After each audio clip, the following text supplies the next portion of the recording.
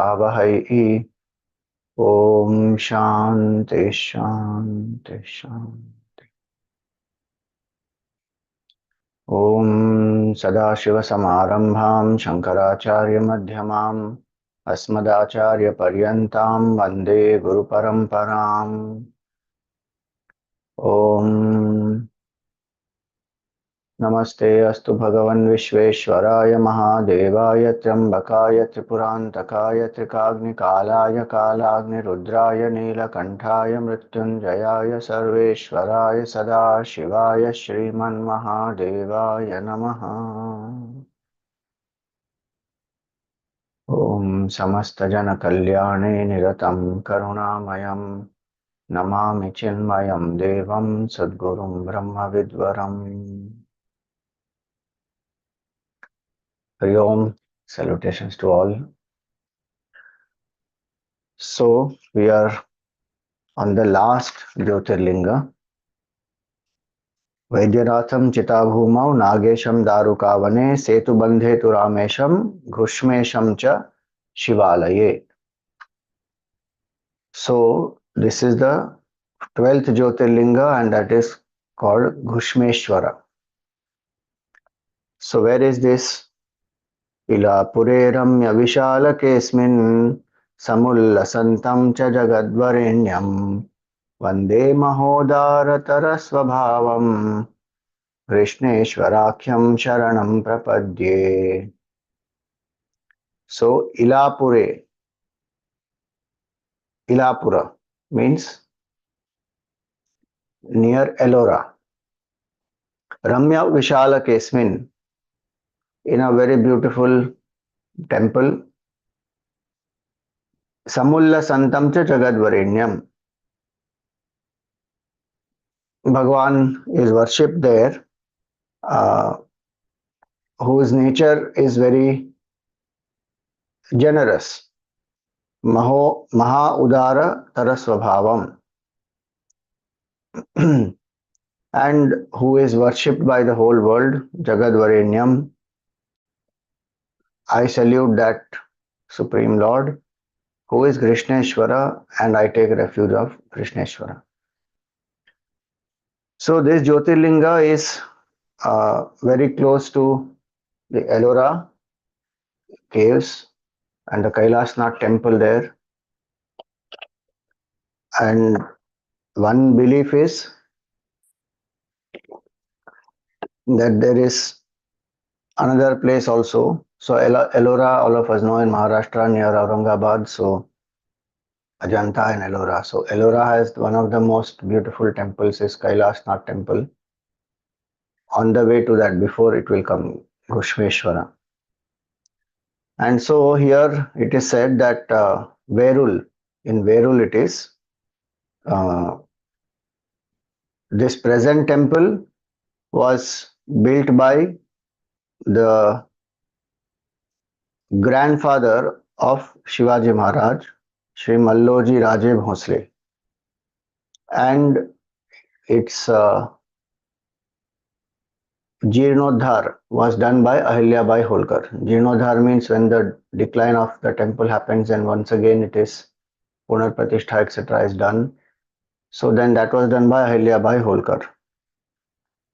So there's also one other place where people worship Ghushmeshwara, and that is in this place in Rajasthan, near Savai Madhopur, in Shivard Gram.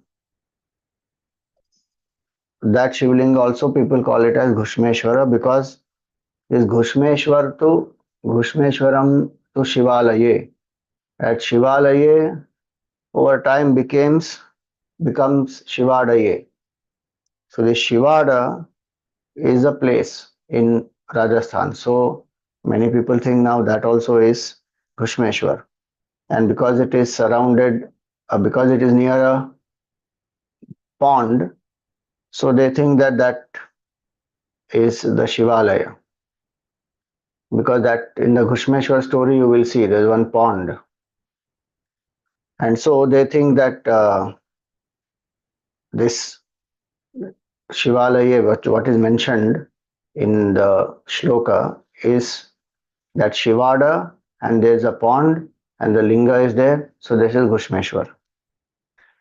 And there is a Parvat also there called Devagiri. So whatever we see connected to the Maharashtra Shivalinga, Jyotirlinga, a pond, Devagiri Parvat, and the Linga, all the three are there. And so people worship that also as Jyotirlinga.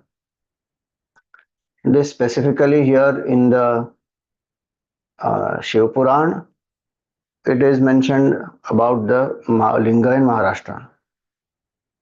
So now, what is the story behind this? So there is a Devagiri mountain. Even if you go now, there the Devagiri is there, and there is a Daulatabad fort and all that there. So Devagiri Parvat, and near that Devagiri Parvat, there was one Brahmana who is born in the Bharadwaj Kula. His name is Sudharma. So this Brahman is very tejasvi, very devoted to the Veda, does his Sandhya Vandan 3 times in the day, Trikala Sandhya, and he is a devotee of Bhagavan Shiva. And his uh, wife is Sudeha.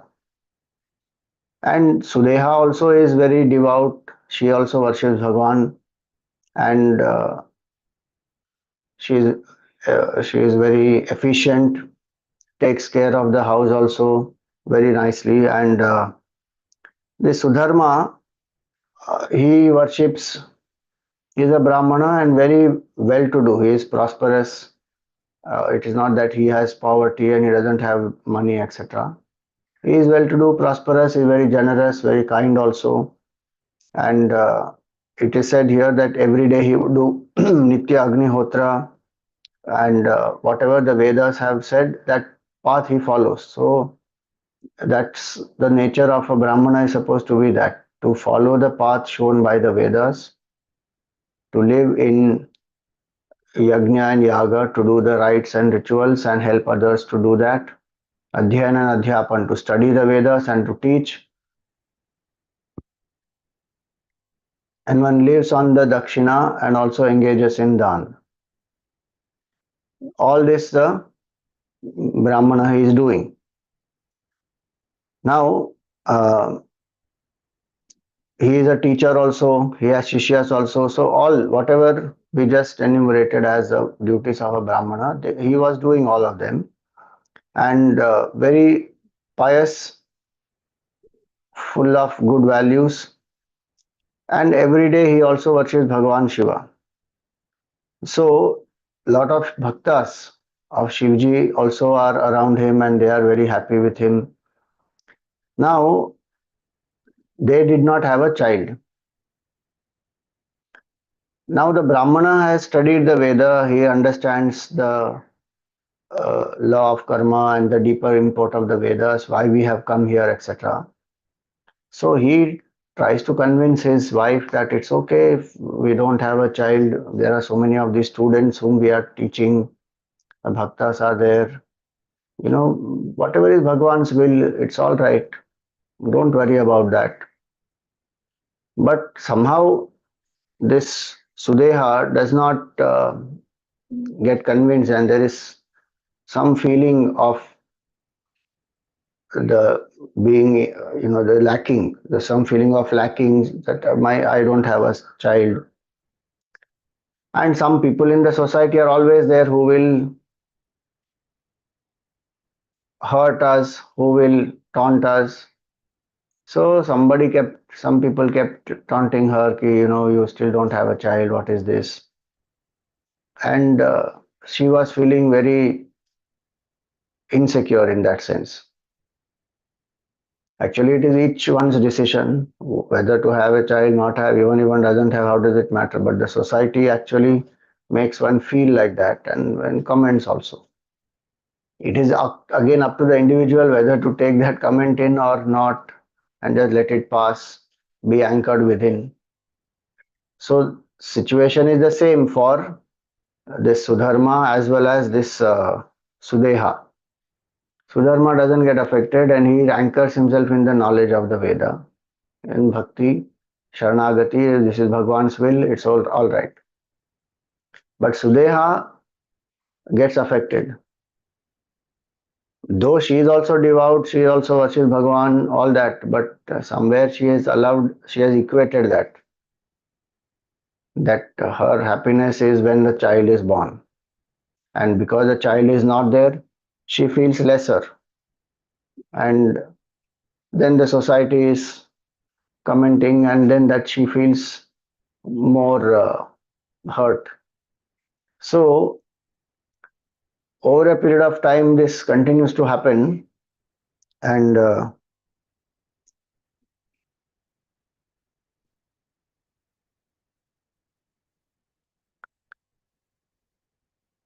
Sudharma, Sudeha comes up with a plan. So she tells her husband that, for whatever reasons we are not having a child.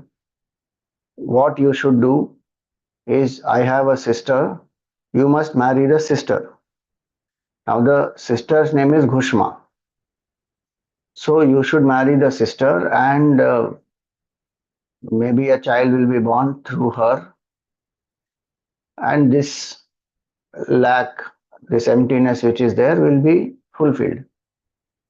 So the husband tries to explain to her, saying, ki, look, all that is not required. We should accept our fate as it is. Why? Because it is all karma. Why should one, uh, one can try, and they tried, but the child is not in their destiny. So he left it. He accepted the fact it's not there. Now this lady in desperation, now she says, no, no, we must have, and you marry the sister. So he again tries to explain that, see, as of now you love your sister, and you are saying this out of your good feelings for her, and your love for her, and when a child will be born to her, you will feel much more worst. You will feel jealousy. You will feel that, she got a son and a child, and I did not get a child. So why do you want to do any of that? I am happy with you. I am happy with whatever is our situation. It's all right. Bhagwan's will, we don't have a child. We don't have. One of the most powerful uh, Eshana means a desire, is Putra Eshana. Putra means a child in this context, not only a son. Putra Eshana, Vitta Eshana, Loka Eshana. Three powerful Eshanas, three powerful desires that bind a human being. And so in that, first one is this Putra Eshana. So she has, and it has gripped her mind. And no matter what the husband is saying, what the Vedas are saying, the philosophy that she has learned, the worship of Bhagwan Shiva that she is doing, it does not help her.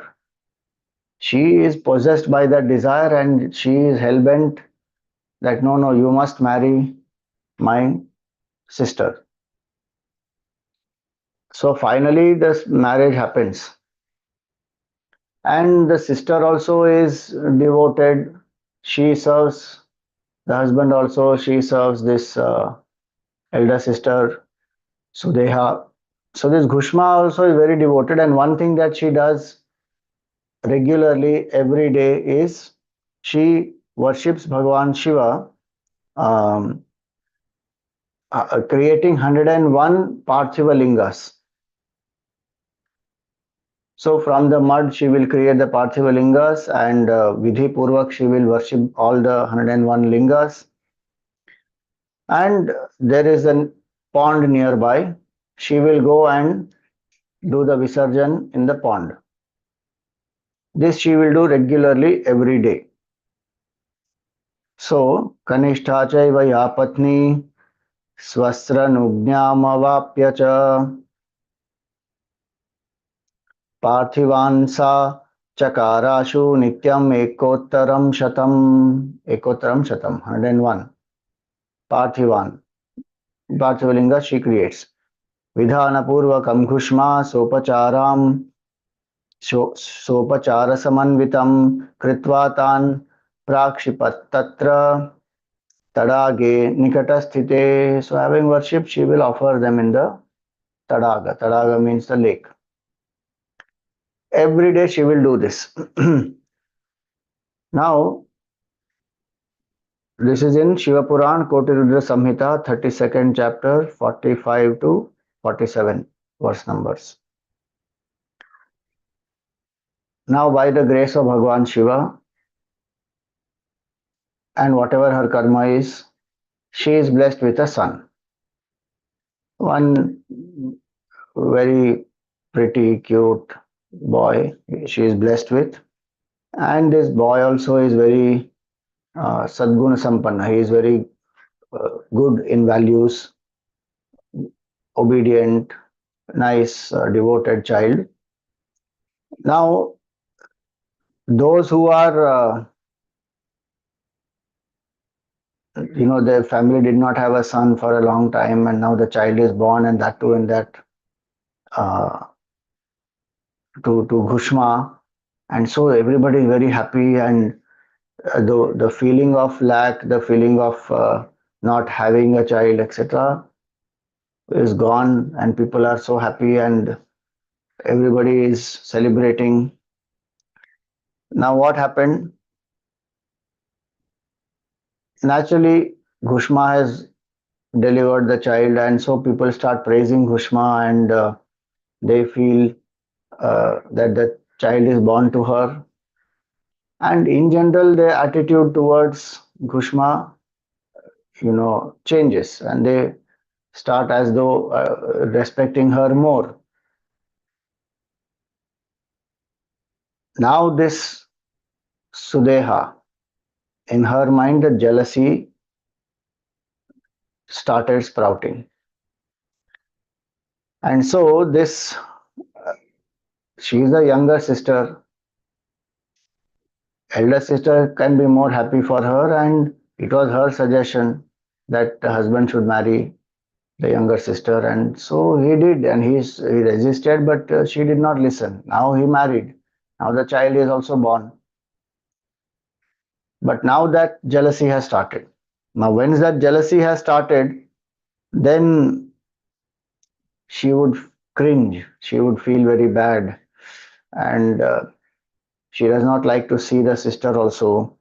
And as the child kept growing, slowly this jealousy also keeps increasing in her, because now the child is virtuous, the child is being showered with a lot of love and affection, and people are praising Kushma also that your son is so good and he is so noble, so virtuous. Now all this he keeps feeding her jealousy. Now eventually the child has become young, and now he has got married, and he has brought a wife home, and so this jealousy has reached its peak now, because the thoughts in her mind are what? Now, whatever is there is all belonging to Ghushma, and this son has married. He has brought his wife also. They are also staying in this house. Now, I don't have anything left for me. Whatever little I had, that also now these people have taken. Now, the whole house also belongs to them. Now, this way, she is building up in her head. And she is more insecure that now that they have come, whatever should have been rightfully mine, even in terms of property, etc., and rights on the husband's property and all that, now it will be divided. First, it was Ghushma who she has to share with. Now it is Ghushma's son, and now the wife, and then they will have a child. Now she's building all this in her head. Now, as a result of this, what does she do? Very sturdily, in a very cunning way, when this son was once sleeping in the room, she goes quietly and she kills him. Literally, she kills the son, cuts him into pieces, and this is all happening in the night. Takes all those pieces and puts in the lake, and quietly comes back, goes to sleep. Now, next day morning, as usual, so Ghushma has got up and she is doing her Parthiv Pujan. Sudharma has got up, he is doing his Sandhya Vandan, etc. This wife of the son, she turns and she finds, oh my god, this whole bedsheet is filled with blood and there are some few body parts left. And she is very scared that what is this and where is my husband? And she goes around looking and she can't find. So she is panicking. And this at that time, this Sudeha also gets up. Now, Sudeha, when she gets up, she is acting normal as though nothing happened. And this girl, the wife, she goes and she tells Sudeha that you know what has happened because she can't find the husband and she sees Sudeha and she says, my husband is missing and oh, have you seen? She says, no, no, I've just got up and all that. So she goes to Ghushma. Now, when she goes to Ghushma, she is already in tears, devastated. The Sudeha also comes with her, acting devastated. And when they go there, they see that Ghushma is doing the Parthiv Pujan of Shivlinga. So the daughter-in-law expresses that, you know, my husband is not there and I found these body parts and this whole bedsheet is stained with red color and the blood. Have you seen what has happened? And she is crying, weeping, wailing. But this Ghushma is not disturbed. She continues to do her Parthiv Pujan because she has to finish that and her mind is fully into that. And same thing with Sudharma also. The Sudharma also is doing his worship. It doesn't get disturbed. Both of them are absorbed in the puja. Not that they are not listening, they are listening, but they are not allowing the mind to be disturbed, and that puja has to happen. So she, the daughter-in-law, she is sitting there. That okay, now when this puja will happen, and then we will see. And he is sitting and crying there. This Ghushma finishes her puja, takes the Parthiva lingas. As usual, what she has to do, she goes to the lake, to the pond, and she offers the Shivalingas there. And she is thinking in her mind that the Lord who blessed me with the son will protect my son also. With that bhav, she is sitting there in the puja, she is not allowing her mind to be disturbed. When she is sitting for the puja, that is her exclusive relationship with Bhagavan, nothing comes in between. And so she has that Shraddha in the Lord that Bhagwan will take care of my son and this puja is important. I will finish this, then attend to it, whatever it is, I will attend to it. It's not some dire emergency that everything has to be left now. Another 15-20 minutes, the puja will get over. And so she said in her mind, I don't want to be disturbed. And she is sitting there with the Shraddha in Bhagwan that the Lord, with whose blessings I have a son, will also protect my son. And he is the one who loves his devotees. He is the Mrityunjaya. He is Kala Kala.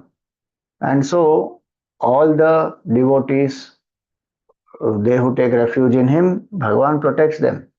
And so she says that my devotion, it should not be disturbed. I will not allow my mind to be affected by this. And so she does the worship with full single pointedness. Situation is dire and it's like as though an emergency situation, but she has the Shraddha and after a few minutes, what can be attended to? So she is not leaving the puja for that. Now, um, one example is given in this Shiva Puran is like a person who makes a garland. So when the garland is made, different flowers are taken, and the needle and the thread, etc. And so one by one, all these flowers are brought together, and then one nice garland is made. So the analogy given here is that Bhagwan is like that garland maker who brings different flowers. So he brings different jivas together and brings them together. And the same garland maker also can break the garland and separate all the flowers. So the flowers are brought together by the garland maker and a garland is made. And if required, sometimes it happens, there are no loose flowers and then one wants to worship Bhagwan with some loose flowers, or some customer has come, one wants to give loose flowers to the customer, then you break the garland, again make it loose flowers and give. So in her mind, this is the detachment that she has and the clarity that Bhagwan brings the jivas together, Bhagwan separates them. So if my son if my son has died, it is Bhagwan's will. At this moment, my relationship with Bhagwan is most important. So this is the reasoning in her mind. It is not stubbornness, it is not insensitivity. It is that the world is temporary. I am sitting here for this puja and I am worshipping the Lord here. I should not allow my mind to be disturbed. Bhagwan is a protector. Bhagwan will take care. And even if there is, many times we equate this that if Bhagwan is a protector, my son should not have died. If my son has died, then Bhagwan is not a protector. In her mind, look at her clarity. She first of all thinks that Bhagwan is a protector. He who has blessed me will protect him. Second, suppose something has happened to him, it is Bhagwan only who brings the jivas together and makes them depart. So that is also left on Bhagwan. So her Shraddha is very strong, and her anchoring in the knowledge also is very strong, and her anchoring in the bhavana that this is the most exclusive time for the Lord, and in this nobody else can disturb me. So her mind does not get disturbed even in this most dire situation. Such a person is called as Dhira, or a wise person, uh, and a very strong person. The definition of Dhira given by Kalidas ji is this: Vikara hetav prapte sati yesham chetamsi na vikriyante te eva dhiraha. Those people whose mind is not disturbed even in the most provocative situation, they are the wise people.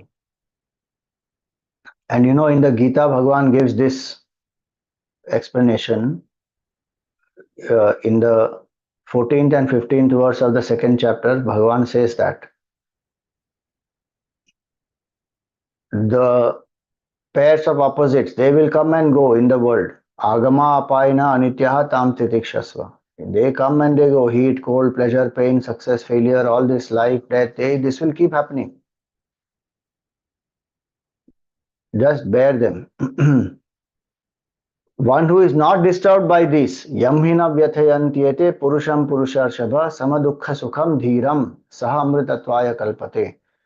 That person is fit for immortality. Who is a dhira? And who is a dhira who does not get affected by the pairs of opposites? She is a wise woman here. She is the example of dhira. That such a dire situation, but she does not allow her mind to be disturbed. And it is, as I said, not stubbornness, not ego, not fanaticism. It is her bhavana, her anchoring in the knowledge. And so she worships the Lord. And having done the worship, she regular what she has to do, she worships, then she does the Nam Japa, she does the uh, Stuti of Bhagwan, all that she does. And finally, after the whole puja and japa, etc., is over, she has to go and do the Visarjan in the pond. So she takes the Shivalingas and chanting Om Namah Shivaya. She is going there, goes to the pond and does the Visarjan there. Now, as she offers the linga, all the lingas there, and she turns around. Her son comes out from that lake, from that pond. And when the son comes out of that pond, he runs, falls at the feet of the mother. Is very, just like every day he goes out for work. When he comes back, he bows down to her. When he goes in the morning to go for his work, he bows down to her. Just like that, same way, he comes out of the lake, out of the pond, and then he bows down to her. And he tells her that, "Oh mother, I was dead and now I have been revived." And he says that, "You please wait," because she was going. She offered the Parthivalingas and she was going. Now she has to attend to whatever has happened there. But meanwhile, the son has come out and he has caught her. I mean, he has fallen at her feet. And she says, "I will also come with you." So they both return. Now all problem is solved. The son is there now. And so both of them, when they return, um, everybody is happy. The daughter-in-law also, and this Sudeha also, and everyone is happy. Now,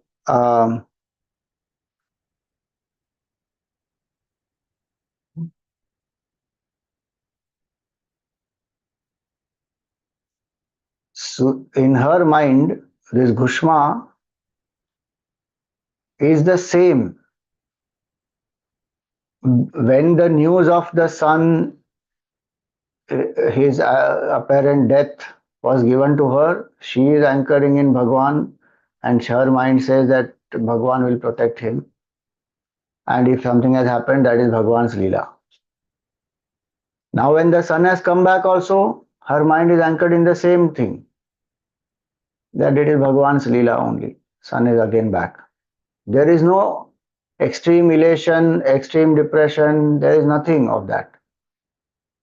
This is one learning, that a devotee is anchored in bhakti, and not that a devotee doesn't do what needs to be done. The devotee will do what needs to be done. In this context, the son has come back, blessing of Bhagwan Shiva. If the son had not come back, then she would have figured out, okay, what to do and what has happened, and if any inquiry has to happen, all that one has to do, and she would have done. It's not that a devotee becomes insensitive and then accept whatever has happened, becoming lazy, lethargic, or even is unaware of what should be done next. That is not the bhav.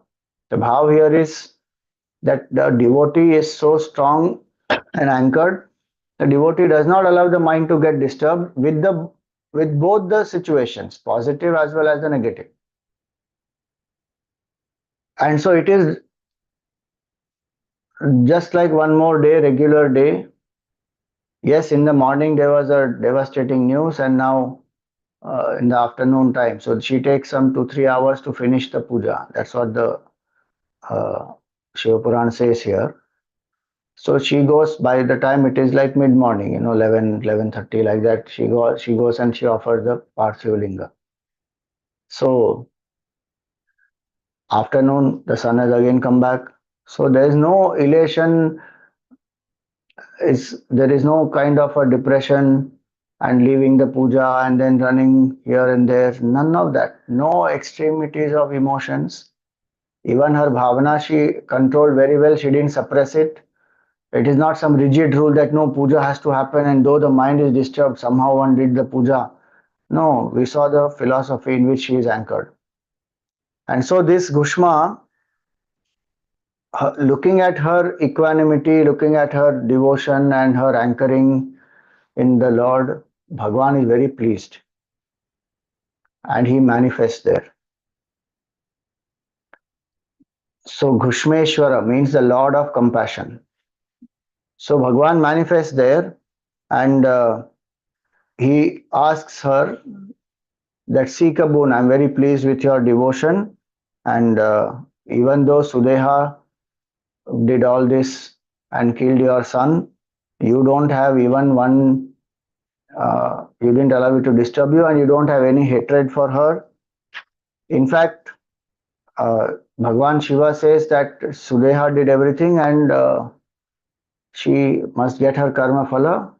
With the Trishul, I will behead her. So Ghushma there prays to Bhagwan Shiva, and she says that she is my elder sister, and please you protect her, don't kill her. And Jivas do mistakes, and we all are under the spell of Maya. We get carried away. Please don't kill her. You please bless her, that her insecurity goes away. And so Shivji is more pleased. And this Ghushma is saying not to please Shivji, but inside, feeling that isko to marna hi chahiye, I will kill her. No, she genuinely doesn't have any hatred towards the sister. And she prays to Bhagwan that you please help her, remove her afflictions in her mind. So now Shivji is much more pleased, and Shivji says, seek any other boon that you want. Because I am so pleased that somebody who has hurt you so badly, you are doing good even to that person. Somebody who has done apakara to you, you are doing upakara on them. See, Gurudev used to call this as aggressive goodness. Passive goodness and aggressive goodness. So, what is the meaning of this now? Passive goodness is my goodness is there, but it is dormant, it is passive. And I am good only when people are good to me. And many times, all these good people, they don't come together. They are very individualistic. They don't come together, they don't unite, and their goodness is only limited to themselves and maybe a few people around them. If somebody hurts them, then their goodness will go away. They will again justify that we have the right to hurt that other person. Aggressive goodness is what? See, this is what Gurudev used, okay? Aggressive goodness. The aggressive goodness of the moment we say aggressive, we feel that, oh, aggression and attack and all that. No, no. Aggressive goodness means even when somebody is hurting us, we don't harbor ill feelings for them. We even have feelings of for their good. Now, please remember there is a boundary for all this. Like you see the Mahabharata, even Ramayana, they both will tell this aggressive goodness very clearly. They teach this. So Pandavas were aggressively good towards Kauravas. Kauravas kept on irritating them, trying to defeat them, destroy them, what all they tried to do. But Pandavas defended themselves, but they didn't entertain any hatred against the Kauravas. Yes, there is some pain, sorrow, and then they feel that injustice has been done, but they still accept. They are our family members, it's all right. And they are ready to have an adjustment. They don't want bloodshed just for the sake of some kingdom and land. Even when Dhritarashtra divided the whole kingdom into two halves, actually the whole kingdom belongs to Yudhishthir. But Dhritarashtra kept the Hastinapur, etc. with him and divided Khandaprastha, barren land he gave to Pandavas. But Yudhishthir didn't fight that this whole kingdom is my right, why should I settle for less? Nothing. He said, oh, it doesn't matter. Family harmony, love, affection, obedience to the elders, all that dharma is more important than material property and prosperity. And they transformed that Khanda Prastha into Indraprastha and made it so fantastic that even this Duryodhan and all of them, they feel jealous of it. So Pandavas were anchoring in goodness. And when they lost also, and they went to exile, after they come back also, they are ready to adjust. saying just 5 villages also are enough, we don't want. But then Duryodhana imposes the war on them, saying not a, not the land occupied by dropping a needle. Not even that much land I will give you without war. So when he says without war, that war he imposes the war. Now they have to defend. So you see in Ramayana, Mantra did so much instigation and Kaikeyi sent out Bhagwan Ram. Kaikeyi repents and she tells Bhagwan, you please come back. But Bhagwan has to keep up the word given by the father. He doesn't come back. But he has no hatred against Kaikeyi. When he comes back, he doesn't even have hatred against Mantra. He goes and meets her also. So both these are examples of aggressive goodness, and the devotee has to anchor in aggressive goodness. But also remember, in Mahabharata, there is a war that happens where it is inevitable and where one has to do the duty for the larger good, if that is one's swadharma, etc., then one has to fight. But there is no dvesha inside. Opportunities are given to transform. How many times Ravana was given opportunities to transform and drop the adharmic ways and come to the dharmic way? Same way Kauravas were told so many times. Even just before the war, that call is given that anybody wants to shift the sides, you can shift even now. And this Yuyutsu, he moves from Kaurava army to the Pandava army just before the war begins. And he teaches Bhishma and Drona and all of them by his example that loyalty to dharma is more important than loyalty to individuals. So he walks out. Now the point here is that understanding must be clear that when it is inevitable and one has to fight, but no dvesha inside. And where one can individual capacity, one should just forgive, let go, not build a dvesha, because in the devotee's mind that scope is not there, time is not there, life is short, ananya bhakti is what is required. Now where one will entertain dvesha in the mind, because when dvesha is entertained, then the mind will think more and more about that person and Bhagavad Chintan will be left aside. And dvesha is called dvivisha. It is double poison. It will first poison our mind, then it will poison the relationship itself. So Ghushma does not entertain any dvesha. She in fact asks Bhagwan, can you please forgive her? So Bhagwan says, you are having this beautiful quality that you are not even thinking of hurting your sister, and in fact you are saving her from it. You are doing upakar on somebody who has done apakar. So seek another boon. So Ghushma says that if you are so pleased with me, then you please remain here only in a form of a linga and bless everybody who comes here. And so that's what she says. Tava darshana matrena patakam naiva tishtati idanim tvam cha vai drashtva tat papam bhasmatam rajet.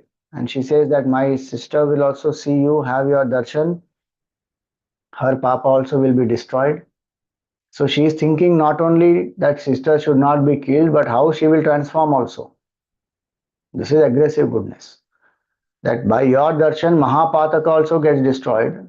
Definitely then my sister will see her dvesha will get destroyed. I mean her feeling of lack, jealousy, all that. Guilt, now guilt etc. is there. All that will get destroyed. Apakareshu yaschaiva hyupakaram karoti cha tasya darshana matrena papam durataram rajet.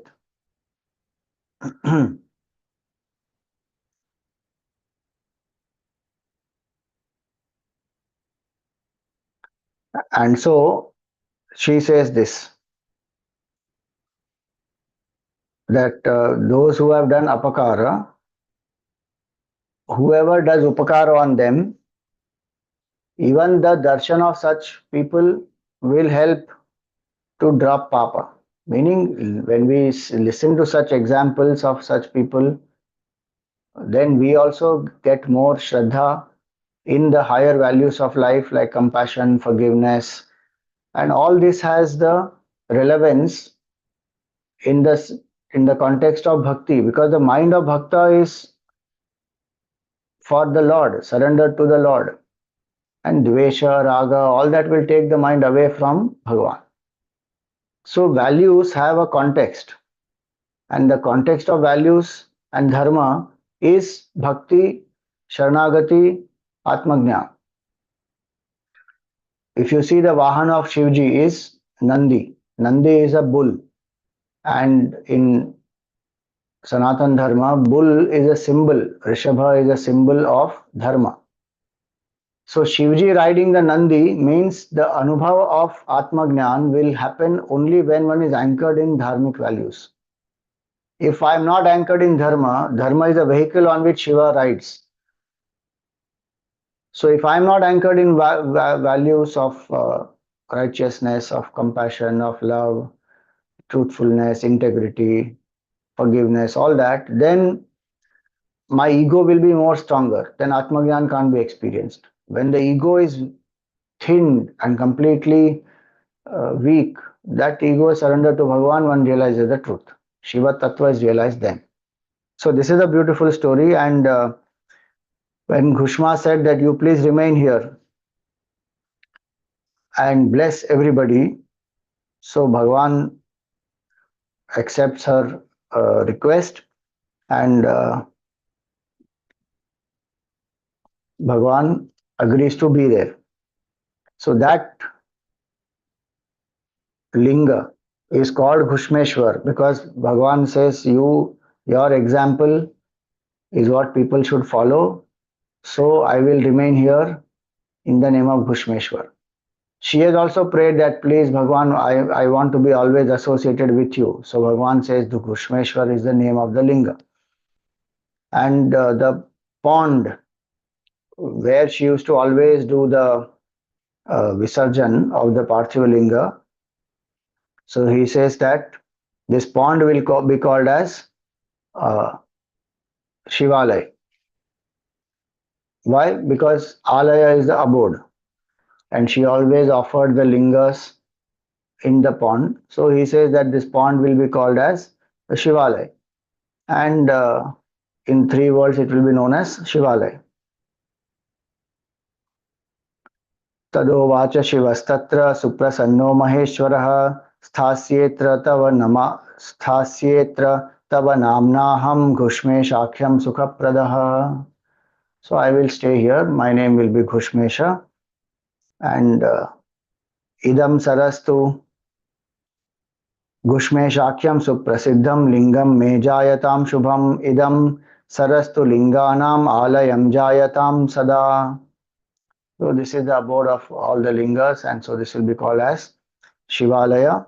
Tasmat Shivalayam nama prasiddham bhuvanatraye sarvakama pradamhyaitad darshanat Syat Sada Saraha. So people's desires will be fulfilled, they attain happiness, and their sins will be destroyed. So this is the Jyotirlinga Ghushmeshwar. Then he blesses them that 101 generations of yours, great people will be born. They will all be noble minded, they will have devotion, they will be anchored in the bhakti, and the families with the wife, the children, all the family members, everybody, they will have prosperity also, and they will be adhikaris for moksha also. Tava vamsham shatam chaikam purushavadhi suvrate idrisha putraka shrestha bhavishyanti na samshayaha. Now what will happen after 101, Swamiji? Bhagwan's kripa is there on that vamsha. 101 is, Bhagwan just said that 101 generations. Now that much of what you call the kripa of Bhagwan is there on all these generations, and it will continue. Now Bhagwan remained there as a Shivalinga, and he disappeared as in the form of a linga. He continues to remain there, and his specific form as Bhagwan Shiva disappears. So ityuktva cha shivastatra linga rupo bhavat tada Ghushmesho nama vikhyata saraschaiva shivalayam. Now this Sudeha comes. She is guilty, she is repentant, she seeks forgiveness of her sister. She has darshan of Bhagwan, her mind also is purified. And anyway, Sudharma is a devout Brahmana, so he is also very happy. And finally, everything is peaceful. Son has come back, daughter-in-law is there. A whole family is happy now. Now this way the Jyotirlinga has manifested, and whoever has darshan of this sarva drishtva papai pramuchyate sukham sambardhate. And the example given here is Shukla Pakshe Yatha Shashi, like how the moon increases during the bright fortnight. In that way, the prosperity and happiness and peace of that person will increase. So, this is the last Jyotirlinga and very powerful story. This is. One may say that, this is rare, very super sattvic type of people only can do this. Otherwise, she is justified in getting angry and upset and all that. And daughter-in-law has all the rights. And who knows when this mind of this Sudeha can again change, and again then she can act. And there's a threat, security threat to my husband. All that one can think of, and maybe one may feel justified in thinking that way. But that's where the whole understanding is that bhakti is powerful, and darshan of Bhagwan there, the mind of all of them is purified, and especially Sudeha, her insecurity has is also gone by the blessing of Bhagwan. So finally, what removed? It is not that actually she was blessed with the son that removed her insecurity. Bhakti only removed her insecurity. She was also a devotee of Bhagwan Shiva, but she allowed her ego and insecurity to overpower that bhakti. Ghushma did not allow the situation to overpower her bhakti and shraddha. So that is one big difference in both the sisters. And so the elder sister learned her lesson now.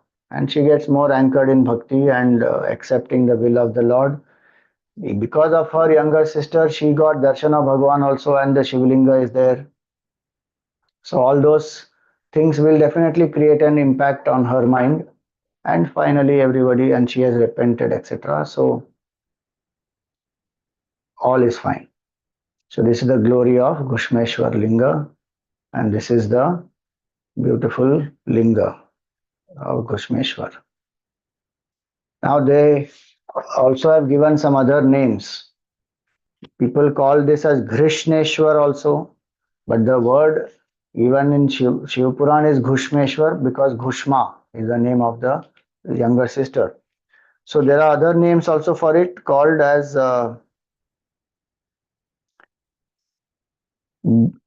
Grisraneshwar, Grishneshwar. These two other names also are there.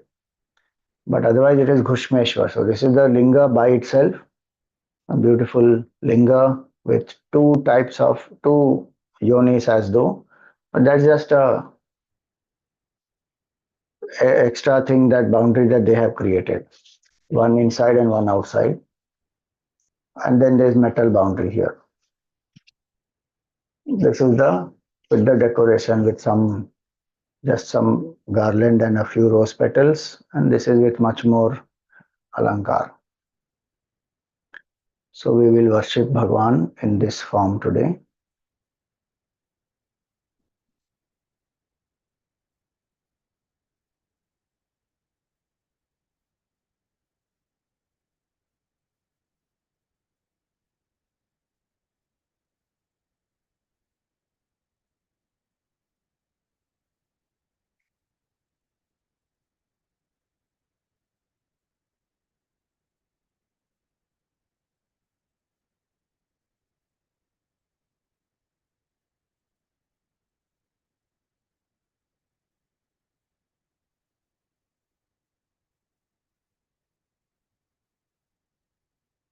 Sit erect, the head, the neck, and the spine in a straight line. Close your eyes gently, relax the shoulders, let your hands be in your lap, palms facing the sky.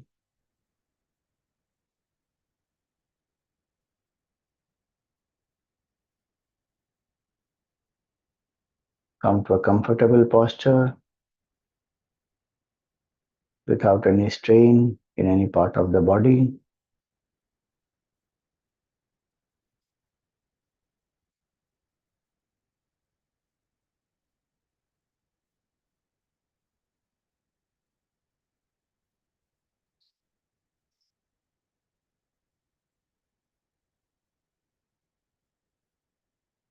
Invoke gratitude in your heart for all the blessings and challenges that you have in life.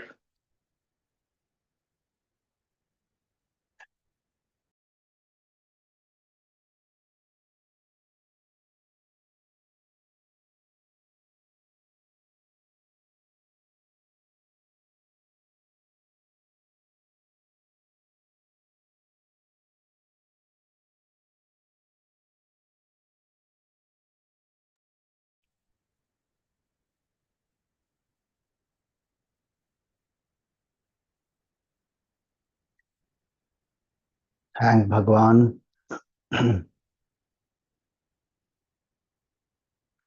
for whatever experiences you had yesterday.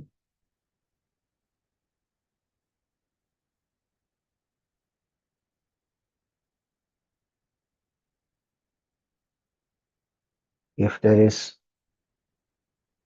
any feeling of lacking something, offer it to Bhagwan and know that it is the will of Bhagwan that if I don't have something in spite of efforts, let me accept it as Bhagwan's will and be grateful to Bhagwan for whatever I have.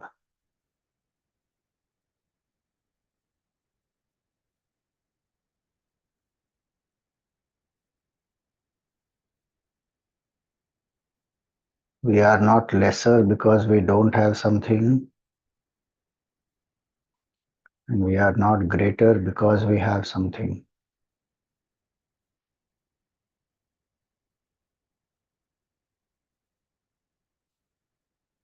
Our nature is Anand. We are one with Shiva.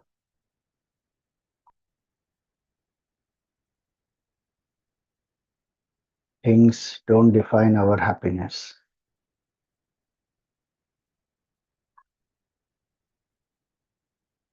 So thank Bhagwan for whatever you already have.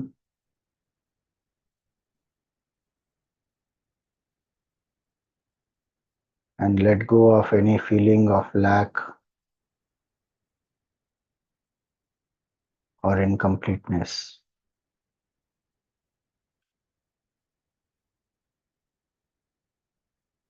It has to come. Bhagwan will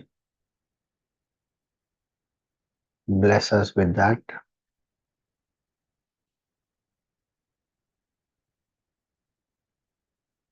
So let go of any feeling of emptiness by having gratitude.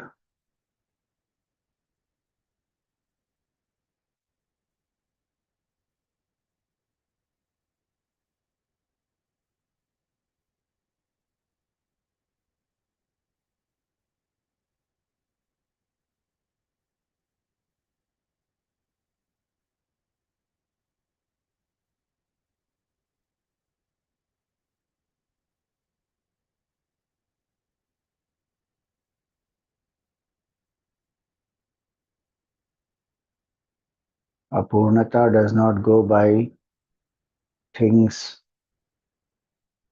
which themselves are apurna. Apurnata goes when we realize the Purna Swarup and Purna Kripa of Bhagavan on us.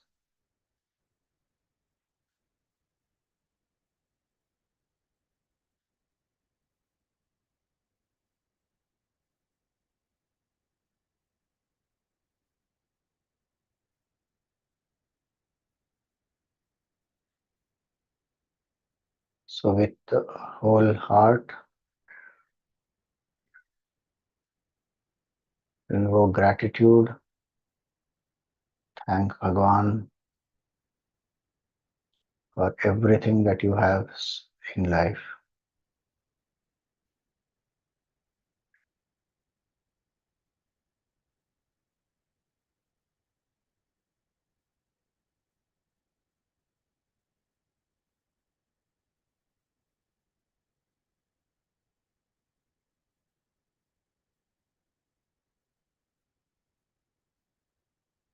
Suggest to the mind that for the next 15 minutes I am steady and still without any movements.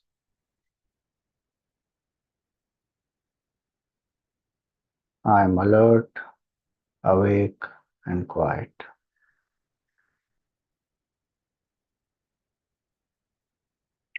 For the next 15 minutes, I am only a devotee,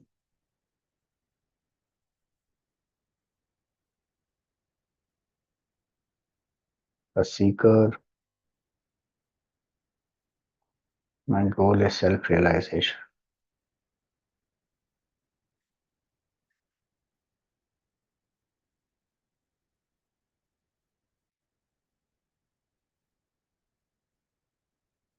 Ghushma did not allow her mind to be disturbed when she was worshipping Bhagwan because her attitude was, right now I'm only a devotee.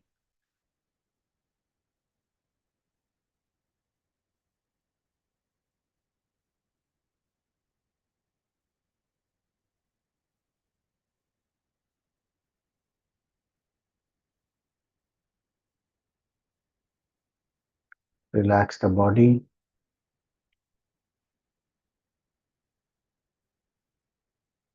Let the breathing be slow, steady, and deep. As you listen to She, take a deep breath. As you listen to Wa, exhale completely, slowly and completely. Exhale all the air.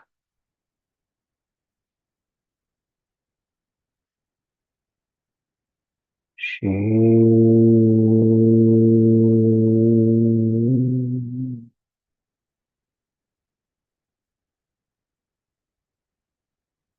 Va.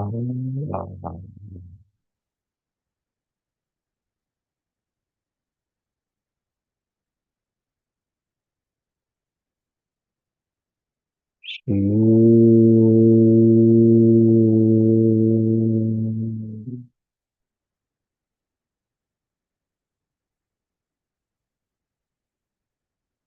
Va.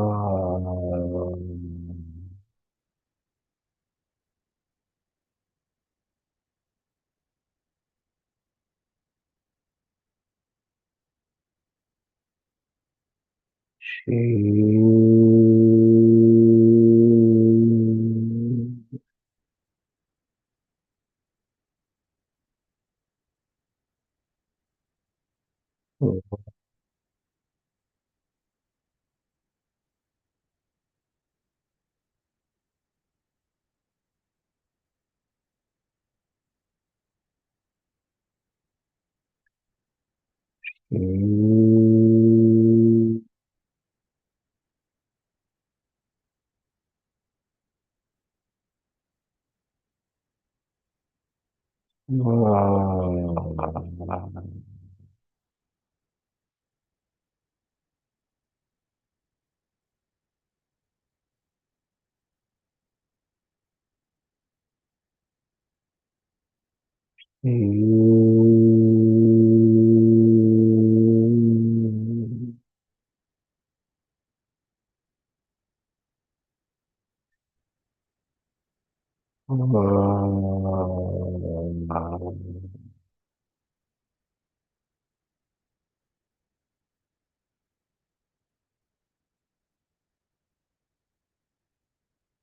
She.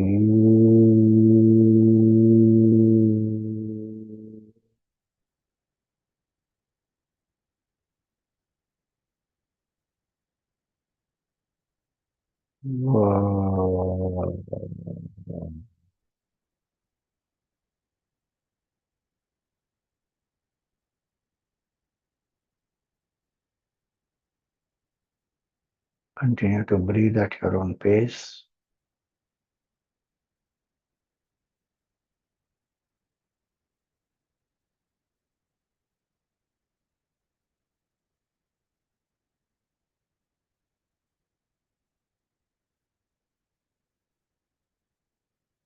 Be aware of each and every breath as well as the body. As you observe the breath, be aware of the quietude of the mind.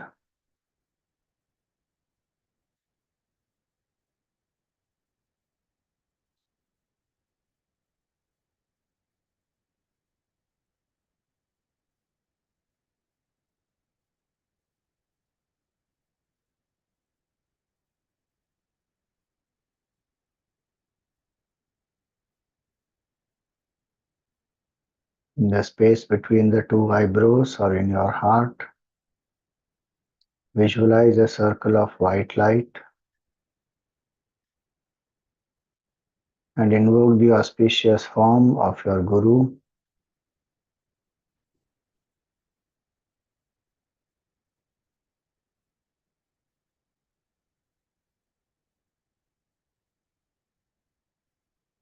Feel that you are in front of your Guru with folded hands, seeking the grace and blessings of your Guru for steady contemplation.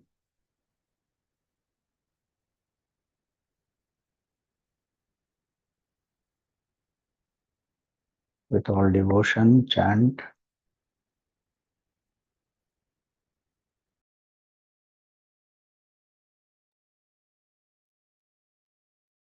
Gurur Brahma Gurur Vishnu Gurur Devo Maheshwaraha Guru Sakshat Parabrahma Tasmai Shri Gurave Namaha.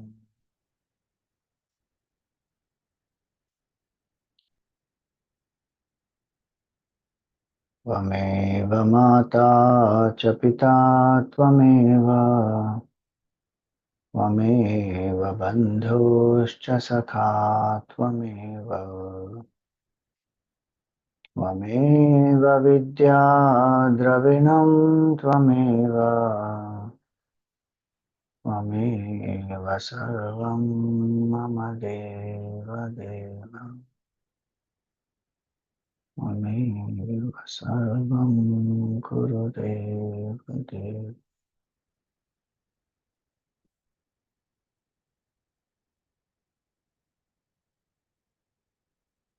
Offer some flowers at the feet of the Guru mentally. Perform a pradakshina. Come to prostrate in front of the Guru.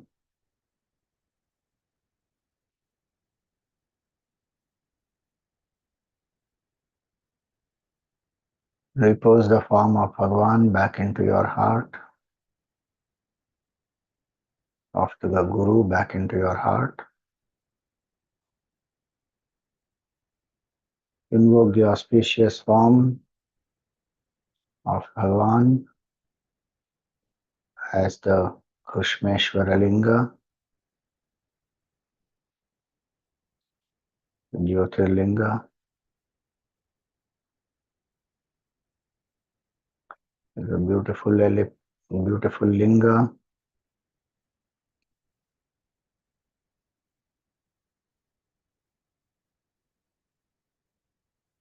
There are some bilva patras on the top of the linga. There is bhasma that is applied on the linga from edge to edge. There is chandan that is applied below the bhasma.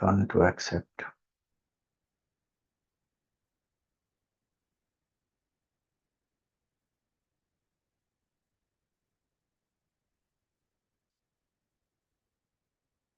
May I not have any hatred towards anyone. If you have any dvesha towards anybody, offer it to Bhagwan. Let go of the dvesha, compassion and forgiveness.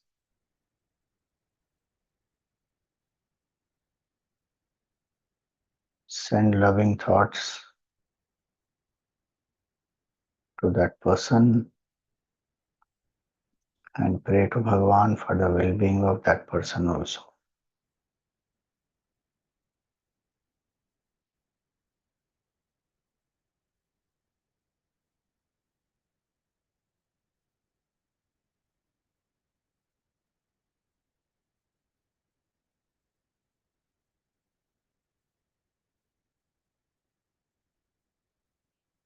Pray to Bhagwan that our mind be pure and filled with the thoughts of Bhagwan. Let there not be any raga and dvesha.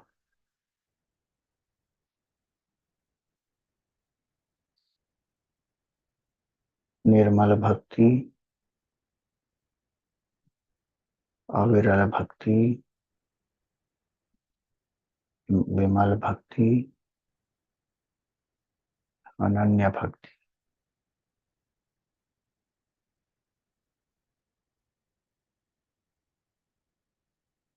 Our devotion, uninterrupted devotion,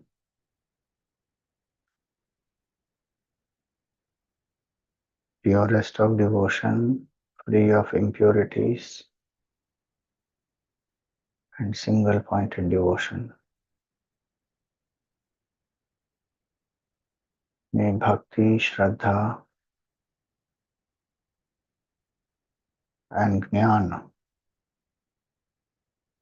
be our anchors and strength.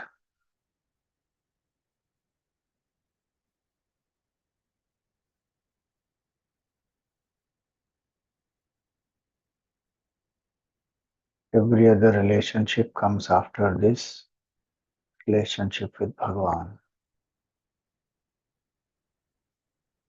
Let no other relationship overpower this relationship with Bhagavan,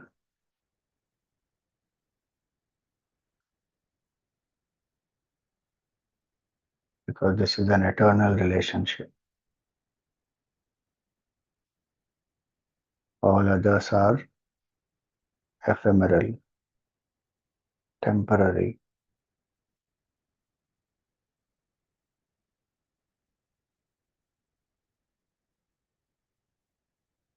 Embrace the linga,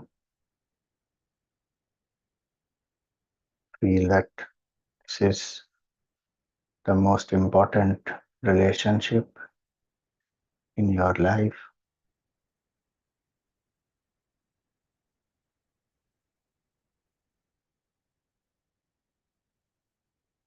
Once again, offer some flowers to Bhagavan, do the pradakshina, and come to prostrate to Bhagavan in complete surrender.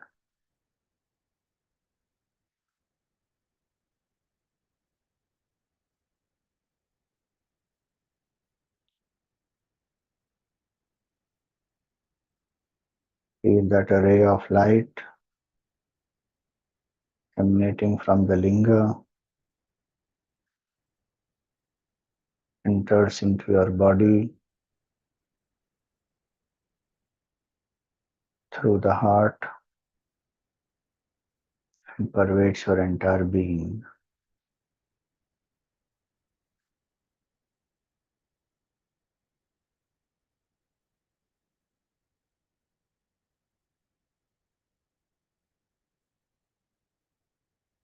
Repose the Lord back into the heart.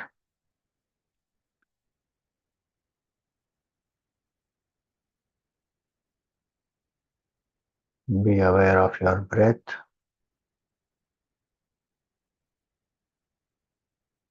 Be aware of the body.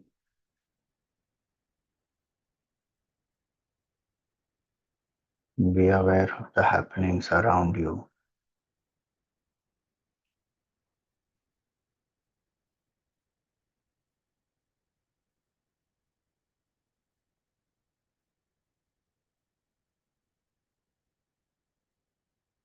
We pray for everyone's well-being. Send out loving thoughts and vibrations as you do this prayer.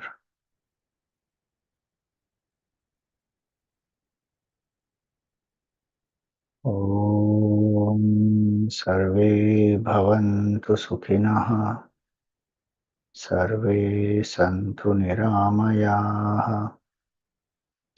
सर्वे भद्राणि पश्यन्तु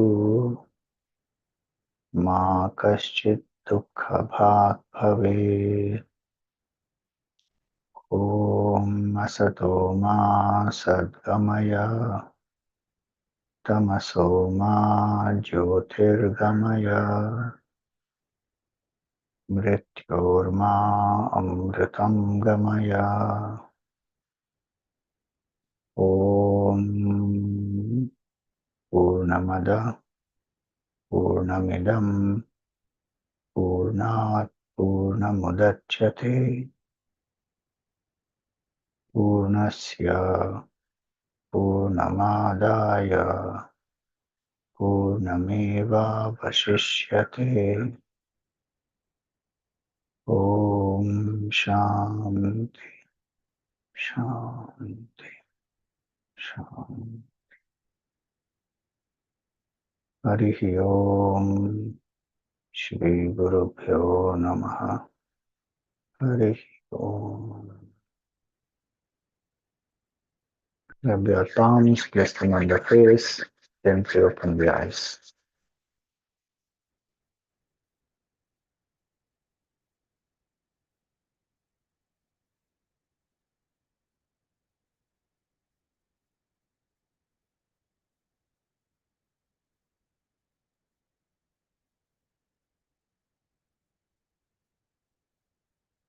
Yes, any questions? Hari Om Swamiji. Just wanted to understand that when she was busy doing the puja for 3 to 4 hours, did she actually know that this has happened, or she did not know at all because she was so focused on the puja? So I didn't understand. So what was it like in this story? So she did not know when she started the puja. When the daughter-in-law came and she was trying to say and she was telling, that time obviously she heard. It's not that she did not hear. And that's why the thoughts are in her mind, no, that Bhagwan will protect my son, all that. Those thoughts are where she's anchoring, and so she continues the puja. So she heard when the daughter-in-law said, and she heard all that. But she continued to do her puja and did not allow her mind to get disturbed because of the knowledge and the devotion in which she is anchored. So that's what it is.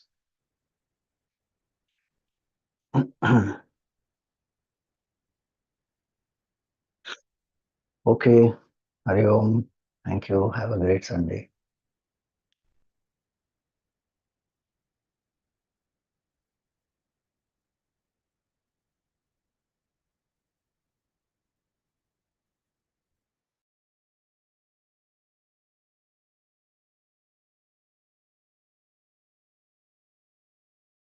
Okay, 1 minute. The chat, there is a question. When the classification is based on karma and not just birth, why is Ravan still considered a Brahman even after a series of sinful deeds? Also, does one transition between different varnas as their temperament and karma changes? Okay, yeah, so see, Janma in a particular varna is based on karma. Point one. Point two is yes, as per the karma only, the person uh, is called as whichever varna that person belongs to. Uh, because the Lord says in the Gita, Chaturvarnya Maya Srishtam Guna Karma Vibhagashah. So the classification is based on karma. It is not based on Janma. One. But the point is that Janma has happened because of certain karmas. Now he is born in Pulastya Kula. So Janma is given importance, no doubt in that. And now he is born in the Pulastya Kula, so there is a Brahmanatva that is there in him. But he did not act like a Brahman. So the treatment and everything has happened not as per a Brahman. Otherwise, one will not kill a Brahmana at all. But Bhagwan went ahead and killed him, right? Because he did whatever adharma he did, and Bhagwan actually tells him also, you return, I don't want to kill you. You send Sita back, I don't want to destroy, I don't want to kill. He gives that option, it comes in Valmiki also. So, when he doesn't listen, then karma is not like a Brahmana. So then one will kill him. Now, as we saw, see, Bhagwan will not be affected by any karma in the whole Leela that he does. That's why it is a Leela. But there is still the Maryada that he is setting up. He's showing the Dharma. He is demonstrating how to live Dharma. So for a common person, what the scripture says, Bhagwan has to demonstrate that because he came for that, to show how to live the scriptural values. And the scripture says that Brahmahatya dosha, if it happens, then one should do prayaschitta. And that is why the worship of Bhagwan, and then Shivji has to remove the Brahmahatya dosha, etc. Same thing we discussed even for the context of Kedarnathji. Krishna Bhagwan only told Arjun that you have to fight this war, and finally the war was inevitable, and then the destruction of the Kauravas happened. But there also they go and do tapasya. The point there is that Shastra Maryada, what is there, and the significance, because somebody may justify the killing of any Brahmana by themselves, saying this Brahmana is a wicked person, I'll go and kill him. No, no, one can't just do that. Bhagwan will take care of the law of karma, and he will bless each one with whatever their karma phala is, etc. We are not, if it is in my purview of my duty as a Kshatriya, if I have to do, then only I can do. Otherwise, I should not do that. Like a police has the authority, or the army has the authority where they can shoot. A common citizen can't go and shoot in the same way. So Shastra gives certain limitations, certain rules.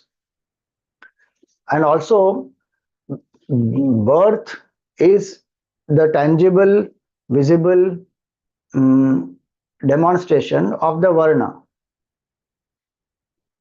So a person is born in that particular Varna.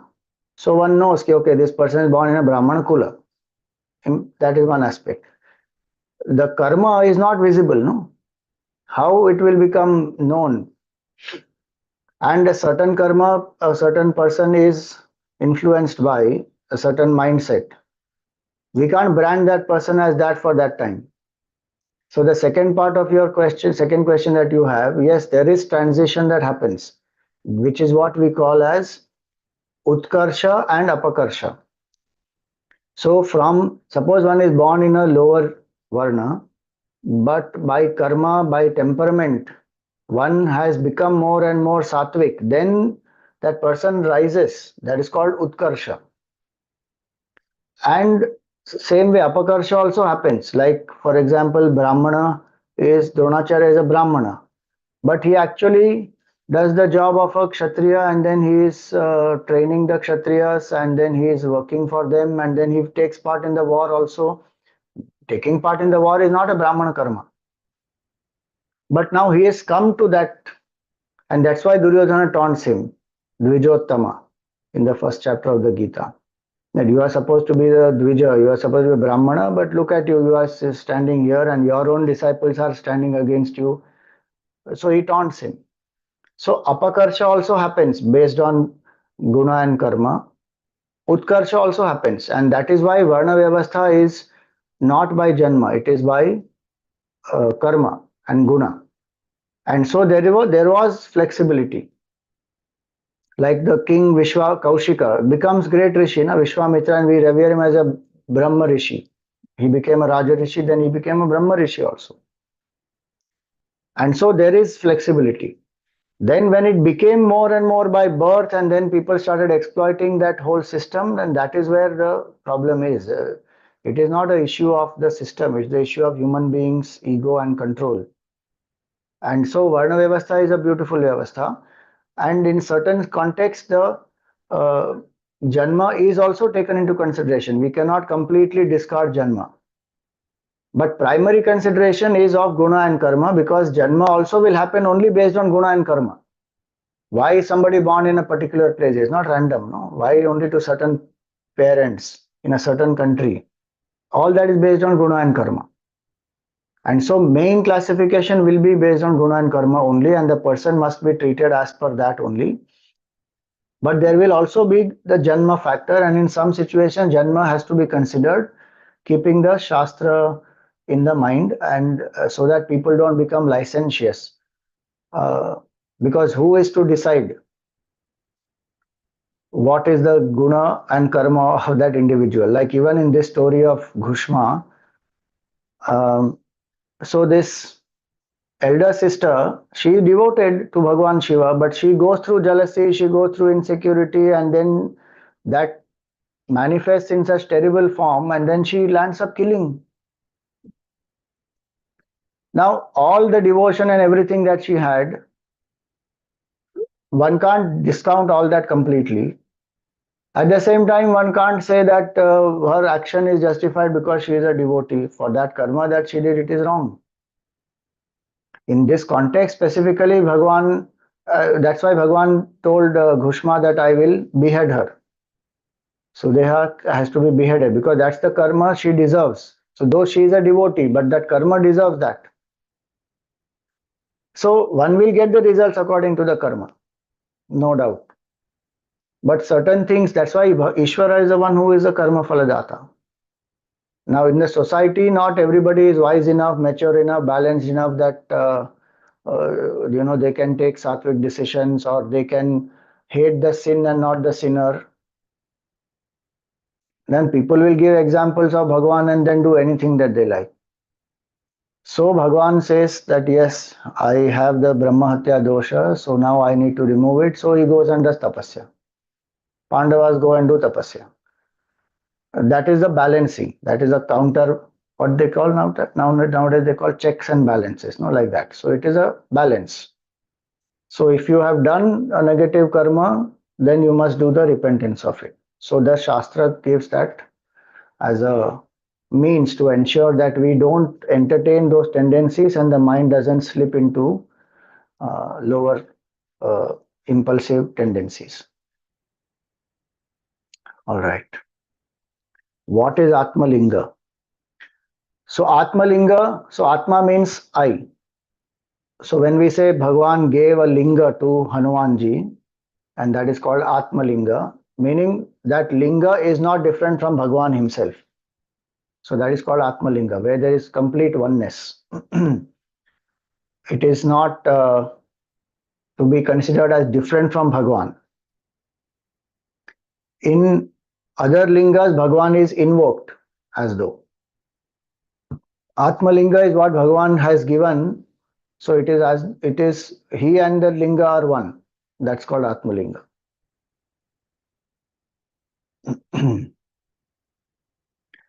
All right. Hari Om.